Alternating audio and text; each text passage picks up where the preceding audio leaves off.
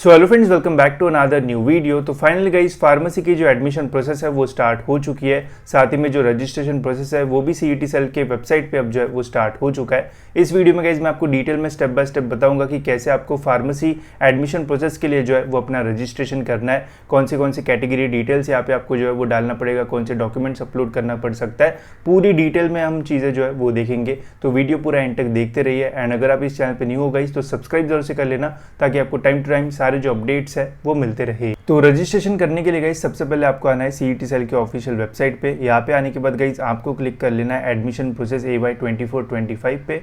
इसके ऊपर क्लिक करने के बाद गाइस यहाँ पे हमें फार्मेसी एंड फार्मडी का जो ऑप्शन है वो देखने को मिल जाता है। तो इस ऑप्शन के ऊपर गाइस हमें जो है वो कर देना है क्लिक। इस ऑप्शन के ऊपर जैसे ही आप क्लिक करोगे तो यहाँ पे गाइस आपको कुछ इस तरीके का जो इंटरफेस है वो देखने को मिल जाएगा। एंड यहाँ पे गाइस जो प्रोसेस है वो स्टार्ट हो चुके हैं, देख सकते हो। Registration and confirmation of application form for CAP round has been started. And यहाँ से गाइज हमें अपना जो रजिस्ट्रेशन है वो करना है। डेट्स के ऊपर मैं एक सेपरेट वीडियो जो है वो बनाऊंगा, बिकॉज डेट जो है वो एक्सटेंड होती रहती है रजिस्ट्रेशन की, तो उसके ऊपर हम सेपरेट वीडियो देखेंगे। अभी हम ये देखते हैं कि कैसे आपको अपना जो रजिस्ट्रेशन है वो करना है। तो रजिस्ट्रेशन करने के लिए गाइज यहाँ पे हमें दो बटन मिलेगी, एक है गाइज न्यू रजिस्ट्रेशन की एंड दूसरी है गाइज ऑलरेडी रजिस्टर्ड की। तो अगर आप पहली बार इस पोर्टल पे विजिट कर रहे हो तो सभी स्टूडेंट्स को अपना न्यू रजिस्ट्रेशन जो है वो करना होता है। जो एग्जाम के टाइम हम करते हैं वो अभी कुछ काम का नहीं है, हमें फिर से न्यू रजिस्ट्रेशन जो है वो सभी स्टूडेंट्स को जो है वो करना पड़ता है। तो इसका ध्यान रखना। तो सबसे पहले गाइज यहाँ पे आने के बाद हमें न्यू रजिस्ट्रेशन की बटन के ऊपर जो है गाइज वो करना है क्लिक। सभी स्टूडेंट्स को जो भी एडमिशन लेना चाहते हैं फार्मेसी के कोर्सेज में, इस बटन के ऊपर जो है वो आपको क्लिक करना है। इसके ऊपर क्लिक करने के बाद गाइस कुछ ऐसा इंटरफेस आएगा। आपको यहाँ पे पूछा जाएगा have you appeared for MHT CET 2024 examinations. तो क्या आपने CET की 2024 की जो एग्जामिनेशन है वो दी है या फिर नहीं। अगर दी होगी तो येस पे क्लिक करो, अगर नहीं दी है तो नो पे भी आप जो है वो क्लिक कर सकते हो। ठीक है, अगर आप येस पे क्लिक करोगे गाइस तो यहाँ पे आपको अपनी जो CET की डिटेल्स है वो डालना पड़ेगा। जैसे CET का गाइस यहाँ पे आपको अपना जो एप्लीकेशन नंबर है वो डालना पड़ेगा।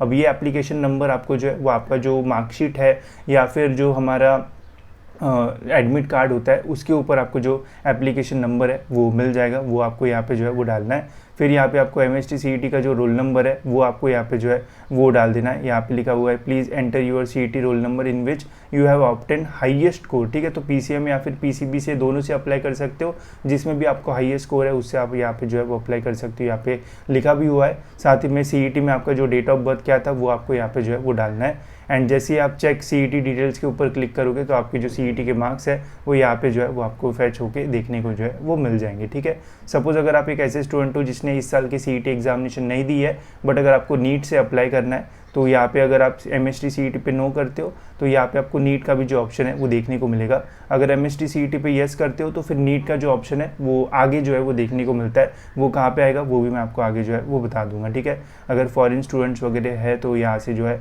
वो आप अप्लाई कर सकते हो। ठीक है, तो यहाँ पे सारे ऑप्शन मिल जाएंगे, जो भी आपके लिए वैलिड होंगे उसके अकॉर्डिंग यहाँ पे आपको सिलेक्ट करके जो है वो सेव करके आगे बढ़ना होगा। ठीक है, ये होने के बाद गाइस सपोज अगर आप CET पे नो करते हो एंड नीट पे यस करते हो तो ऐसा ऑप्शन आएगा एंड सेव एंड प्रोसीड आपको जो है वो करना पड़ेगा।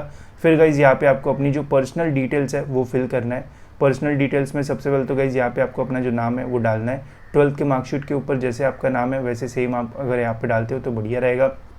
फिर यहाँ पे आपको फादर्स नेम मदर्स नेम जो है वो डालना है। फिर यहाँ पे आपको अपना जो जेंडर है वो डालना है। स्टूडेंट्स का जेंडर यहाँ पे जो है वो डालना है, फादर मदर का नहीं डालना है, तो ये याद रखना। फिर कंफर्म जेंडर कर देना। यहाँ पे आपको अपना जो डेट ऑफ बर्थ है वो डालना है, रिलीजन डालना है। फिर यहाँ पे आपको अपना एनुअल इनकम डालना है। ठीक है, एनुअल इनकम जो है वो ध्यान से डालना। ठीक है, बिकॉज अगर आपको TFWS वगैरह से अप्लाई करना है एंड अगर आपका इनकम 8 लाख से कम है तो आप अप्लाई कर पाओगे। तो ये जो इनकम है वो ध्यान से डालना, कुछ भी अपने मन से मत डालना। आपके घर में इनकम सर्टिफिकेट होगा, अपने पेरेंट्स को पूछना है एंड उसके अकॉर्डिंग यहाँ पे जो है वो डालना। फिर यहाँ पे आपको मदर टंग जो है वो डालना है, मतलब आप कौन सी लैंग्वेज बोलते हो वो। फिर यहाँ पे नेशनलिटी डालना है। ठीक है, इसके बाद गाइस फिर यहाँ पे आपको अपनी जो एड्रेस की डिटेल्स है वो फिल कर देना है। ट्राई करना है एड्रेस जो है वो 2 पार्ट में डिवाइड करके यहाँ पे जो है वो फिल करो, बिकॉज ये दोनों डब्बे फिल करना मैंडेटरी होता है। ठीक है, फिर यहाँ पे आपको स्टेट डालना है, डिस्ट्रिक्ट डालना है, तालुका डालना है एंड ऐसे अपनी सारी जो बेसिक डिटेल है वो डाल देना है।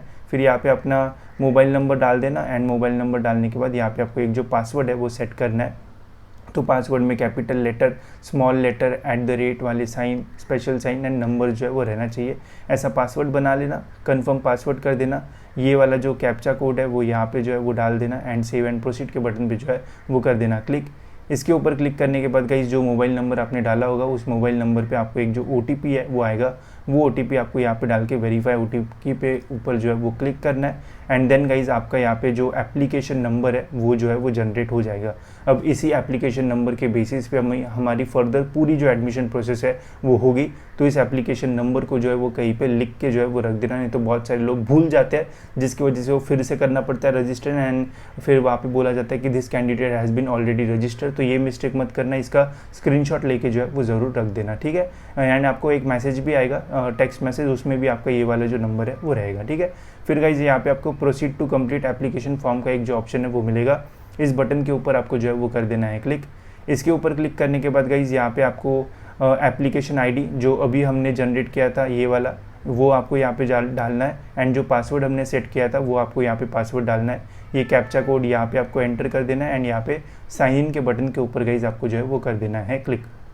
इसके ऊपर क्लिक करते ही गाइस सबसे पहले हमें यहाँ पे पूछा जाएगा कि आपको कौन सा डॉक्यूमेंट वेरिफिकेशन का मोड चाहिए, ठीक है। एक है guys E scrutiny mode and दूसरा है गाइस फिजिकल स्क्रूटिनी मोड। ई स्क्रूटिनी मोड का मीनिंग ये होता है कि अगर आपको अपने जो डॉक्यूमेंट्स है वो ऑनलाइन ही वेरीफाई करवाने हैं तो आप ई स्क्रूटिनी मोड को जो है वो सिलेक्ट कर सकते हो। अगर आपको अपने डॉक्यूमेंट्स फिजिकल सेंटर में जाके वेरीफाई करना है तो आप फिजिकल स्क्रूटिनी सेंटर का भी जो ऑप्शन है वो चूज़ कर सकते हो। कहाँ पे सेंटर अवेलेबल है ये पोर्टल पे जो है वो दिया हुआ है, तो वहाँ से आप देख सकते हो।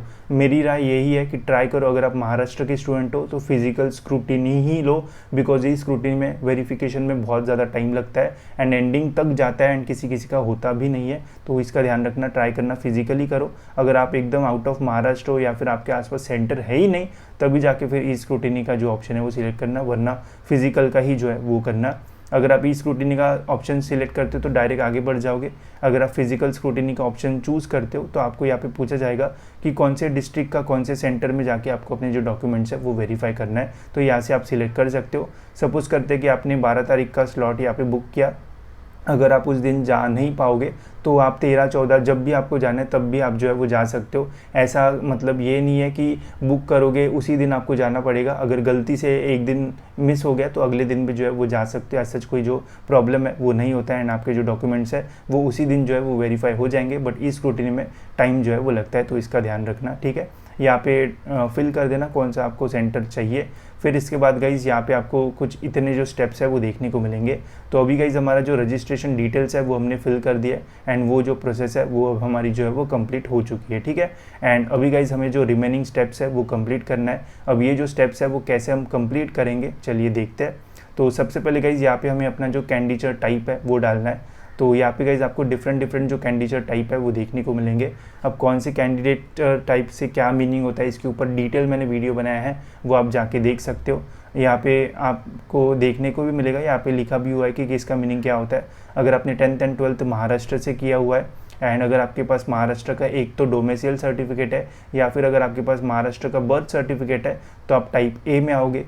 फिर उसके बाद अगर आपके मदर या फिर फादर, अगर आप टाइप ए में नहीं आते हो एंड अगर आपका मदर एंड फादर का डोमेसियल है महाराष्ट्र का तो फिर आप टाइप बी में आओगे। तो ऐसे यहाँ पे ऑप्शंस मिल जाएंगे, पढ़ लेना, आपको जो है वो चीज़ें समझ में आ जाएगी।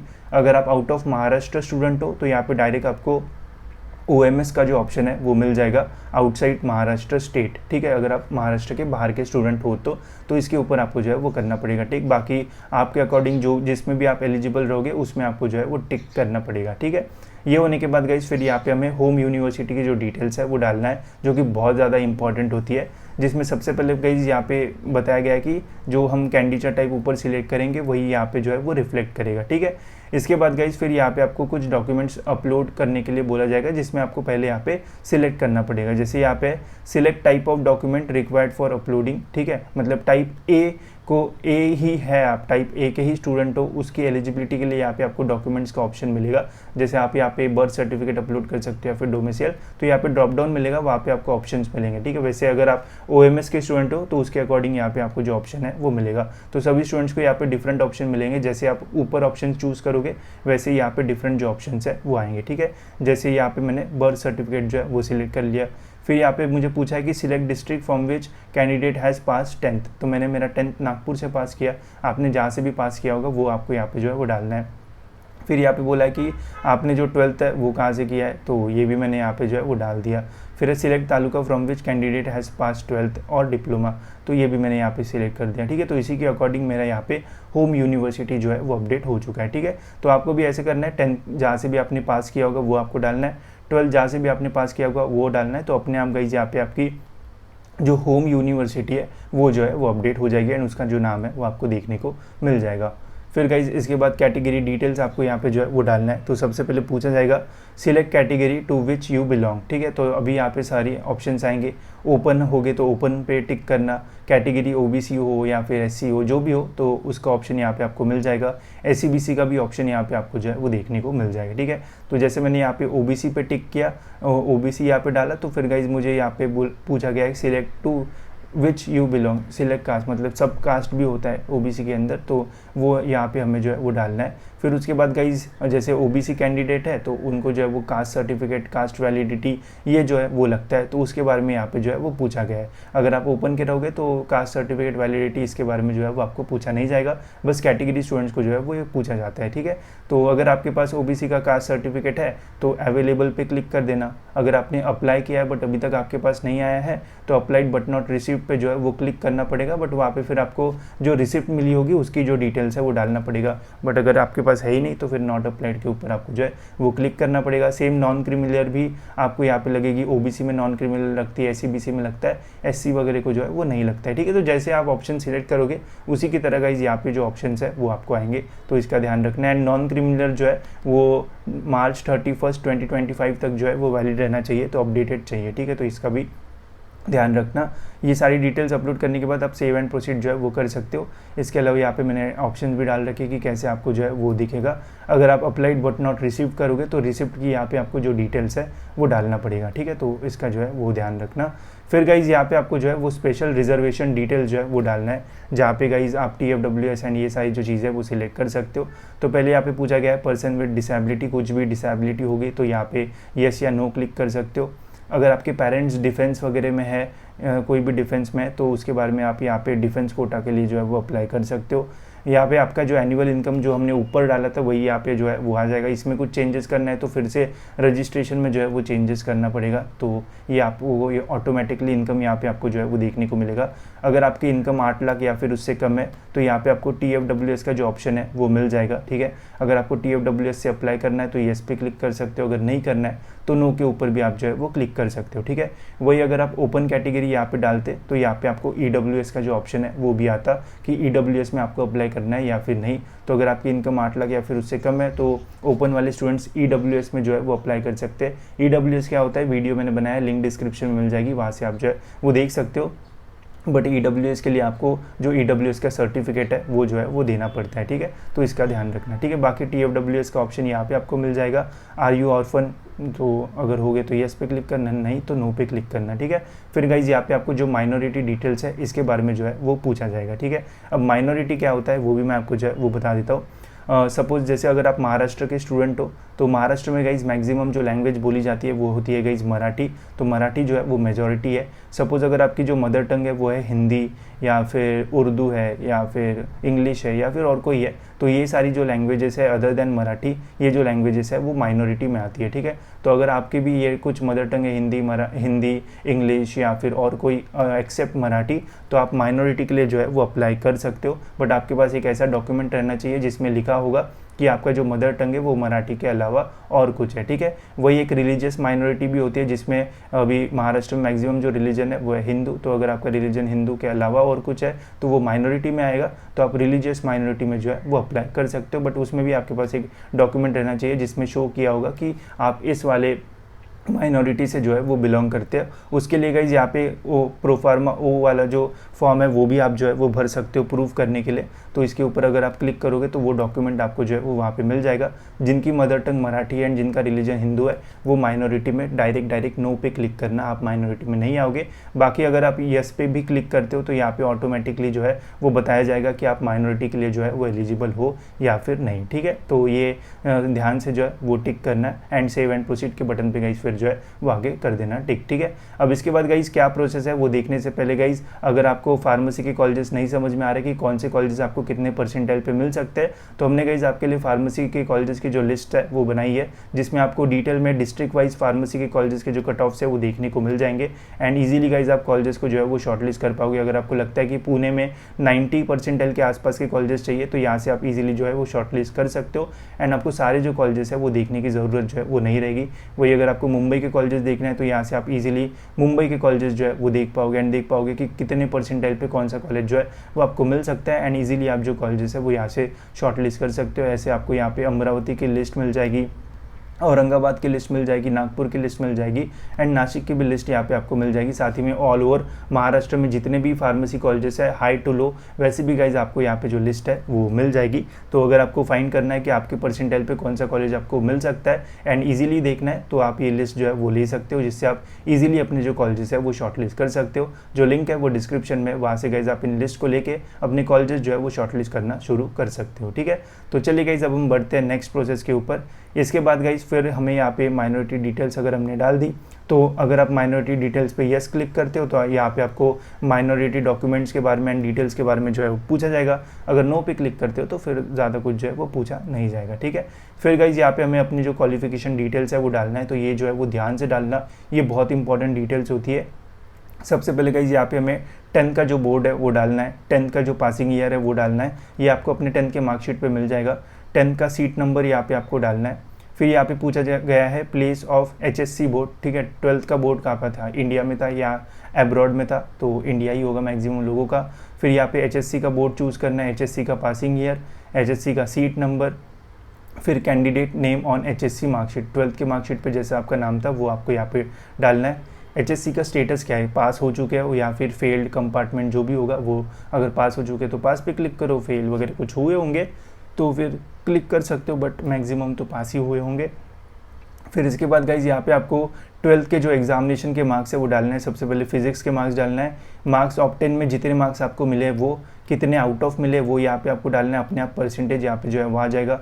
फिर केमिस्ट्री के मार्क्स डालना है। फिर HSC का यहाँ पे सब्जेक्ट वाइज मार्क्स मिलेंगे, तो जो भी सब्जेक्ट आपको चूज़ करना है वो आप यहाँ पे जो है वो डाल सकते हो। फिर इंग्लिश के मार्क्स डालना है एंड फिर यहाँ पे HSC का जो आपको एग्रीगेट स्कोर है, मतलब टोटल जो मार्कशीट में दिया होता है उसमें कितने मिले, कितने आउट ऑफ मिले एंड कितना परसेंटेज आपको मिला वो अपने आप यहाँ पे जो है वो आ जाएगा। ठीक है, फिर यहाँ पे क्वेश्चन पूछा है appeared in diploma in pharmacy. अगर आपने फार्मेसी का डिप्लोमा वगैरह किया होगा तो यहाँ पे आप यस पे क्लिक कर सकते हो, अगर नहीं किया है तो नो पे क्लिक कर सकते हो एंड सेव एंड प्रोसीड कर देना। अगर डिप्लोमा किया होगा तो यहाँ पे आपको डिप्लोमा के जो मार्क्स है वो डालना पड़ेगा। अगर नहीं किया होगा तो सिंपली 12th के मार्क्स डाल के आगे आप बढ़ सकते हो। कुछ लोग ऐसे भी होगी जिन्होंने 10th करके डिप्लोमा किया होगा, 12th नहीं किया होगा, तो ऐसा अगर होगा तो वैसे भी आप जो है वो कर सकते हो। ठीक है, फिर इसके बाद गाइज यहाँ पे आपको जो नीट की डिटेल्स है वो डालना पड़ेगा। स्टार्टिंग में मैंने बताया था कि नीट पे अगर येस करते हो तो बाद में आपको नीट्स की डिटेल पूछी जाएगी, तो इस वाली स्टेप में नीट की डिटेल्स आपको जो है वो पूछी जाएगी, जहाँ पे आपको पूछा जाएगा कि नीट आपका जो है वो क्या, मतलब कब आपने जो है वो दिया था, यस या नो पे आपको जो है वो क्लिक करना है।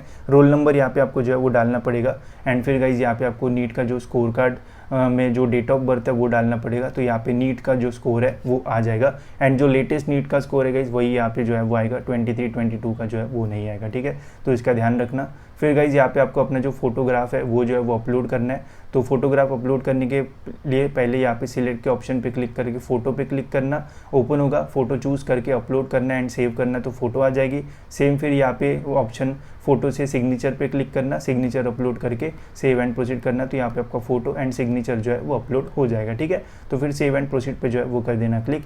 ये होने के बाद गाइज फिर यहाँ पे आपको अपने सारे जो इंपॉर्टेंट डॉक्यूमेंट्स है वो अपलोड करना पड़ेगा। अब देखो सभी को डिफरेंट जो डॉक्यूमेंट्स है वो पूछे जा सकते हैं। अगर आपने कैटेगरी डिटेल्स कैटेगरी डाली होगी तो कैटेगरी के डॉक्यूमेंट्स यहाँ पे आपको रहेंगे, बाकी सारी मार्कशीट्स रहेंगे। अगर आपने माइनॉरिटी पे क्लिक किया होगा तो माइनॉरिटी के डॉक्यूमेंट्स रहेंगे। EWS पे क्लिक किया होगा तो EWS रहेगा। अगर आपने TFWS पे क्लिक किया रहेगा तो फिर वहाँ पे आपको इनकम सर्टिफिकेट भी पूछा जाएगा। तो जैसे आप ऊपर ऑप्शन सिलेक्ट करोगे उसी के अकॉर्डिंग गाइज यहाँ पे आपको जो डॉक्यूमेंट्स है वो पूछे जाएंगे। डॉक्यूमेंट्स अपलोड करने के लिए यहाँ पे आपको ऑप्शन आएगा, इसके ऊपर क्लिक करके डॉक्यूमेंट अपलोड कर देना। जब भी डॉक्यूमेंट अपलोड हो जाएगा तो यहाँ पे व्यू डॉक्यूमेंट का ऑप्शन आपको जो है वो देखने को मिल जाएगा। एंड ओरिजिनल डॉक्यूमेंट्स का फोटो निकाल के जो है वो अपलोड करना, जेरॉक्स मत करना, नहीं तो फिर वेरिफिकेशन में जो है वो प्रॉब्लम हो सकता है। ठीक है, डॉक्यूमेंट्स अपलोड करने के बाद सेव एंड प्रोसीड कर देना।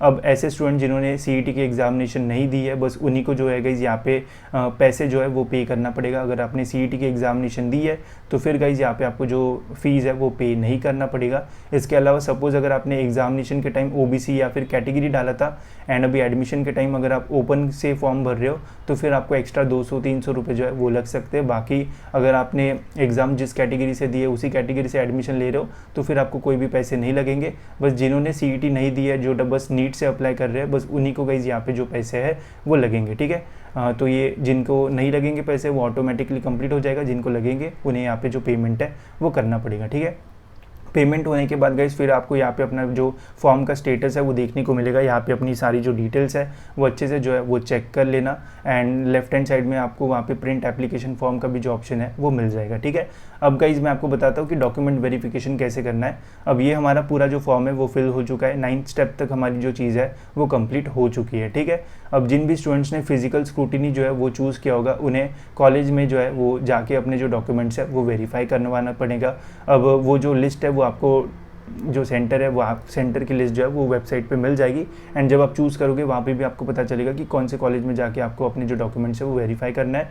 तो जो फॉर्म हमने भरा है इस फॉर्म का प्रिंट आउट आपको जो है वो निकालना है। प्रिंट आउट फॉर्म का आपको जो है वो निकालना है। फॉर्म का प्रिंट आउट के साथ जो भी डॉक्यूमेंट्स आपने अपलोड किए वो सारे ओरिजिनल डॉक्यूमेंट्स एंड उन ओरिजिनल डॉक्यूमेंट्स का एक जो जेरोक्स कॉपी है, ये सारी जो चीज़ है वो आपको बंच बना के जो भी कॉलेज आपने चूज़ किया होगा फिजिकल स्क्रूटिनी के लिए वहाँ पे जाके उनको दिखाना है। तो वो वहाँ से आपके सारे जो डॉक्यूमेंट्स है वो चेक करेंगे एंड आपके सारे जो डॉक्यूमेंट्स है वो वेरीफाई होंगे। जैसे ही गाइस वहाँ से वेरीफिकेशन हो जाएगा तो आपका ये जो 10th स्टेप है वो कंप्लीट जो है वो हो जाएगा। तो इसका मीनिंग है कि आपका रजिस्ट्रेशन एंड डॉक्यूमेंट वेरिफिकेशन जो है वो हो चुका है जैसे ये 10th स्टेप कंप्लीट होगा तो। एंड सपोज अगर आपने ई स्क्रूटिनी सिलेक्ट किया होगा तो आपको बस 9th स्टेप तक जो है वो अपना फॉर्म फिल करना है एंड उसके बाद सबमिट का ऑप्शन पे क्लिक करना है। तो अपने आप जो फॉर्म है वो आपका ऑनलाइन स्क्रूटिनी में जो है वो चला जाएगा। एंड 1-2 दिन बाद जब आप लॉगिन करोगे तो वहाँ पे आपको देखने को मिलेगा कि your form has been picked by scrutiny centre and will be confirm soon. तो ऐसा लिख के आता है एंड ऑनलाइन ही आपका जो स्क्रूटिनी है वो हो जाएगा। जैसे ही आपका फॉर्म वेरीफाई हो जाएगा तो ये वाला जो ऑप्शन है वो कंप्लीट हो जाएगा। ठीक है, जो फिजिकल स्क्रूटिनी पे टिक करेंगे उन्हें फिजिकल सेंटर पे जाना है, जो ई स्क्रूटिनी पे क्लिक करेंगे उन्हें कहीं पे भी जाने की ज़रूरत नहीं, बस फॉर्म सबमिट करना है, ऑनलाइन ही आपका जो वेरिफिकेशन है वो हो जाएगा। ठीक है, तो इसका ध्यान रखना। एंड ऑनलाइन में टाइम लगता है इसलिए ट्राई करना फिजिकल स्क्रूटिनी करो ताकि आपका टाइम पे जो रजिस्ट्रेशन है एंड डॉक्यूमेंट वेरिफिकेशन है वो हो जाए। ठीक है, तो होप सो गाइस आपको सारी जो चीज़ है वो समझ में आ गई होगी। कुछ भी चीज़ नहीं समझ में आई होगी तो कमेंट सेक्शन में जो है वो बता देना। इसके अलावा गाइस कॉलेजेस को शॉर्टलिस्ट करने के लिए आप हमारी कॉलेजेस की जो लिस्ट है वो भी ले सकते हो। इससे गाइज आपको काफ़ी हेल्प होगी एंड इजीली आप जो कॉलेजेस है वो फाइंड कर पाओगे। ठीक है, तो इस वीडियो में इतना ही गाइज, मिलते गाइज ऐसी और एक इन्फॉर्मेटिव वीडियो में।